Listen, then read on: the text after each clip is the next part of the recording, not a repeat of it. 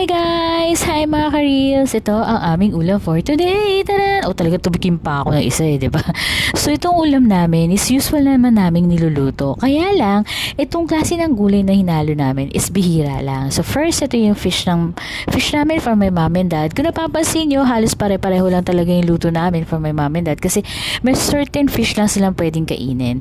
And then yun lang naman talaga yung mga niluluto pag yun yung fish na yun. And then kami, yun din naman, katulad nitong pork steak, usual namin niluluto. But this time, yung gulay na ginamit namin is chicharo.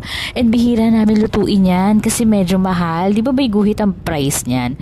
So yun guys, ito ang aming ulam. Napaka-simple. Pork steak na may chicharo and then fish na talakitok na merong gulay na alugbati. Yun lang guys. Kung meron kayo suggestion, comment nyo lang below. Follow me guys. Pwede na ako makatanggap na star. Happy eating! Bye!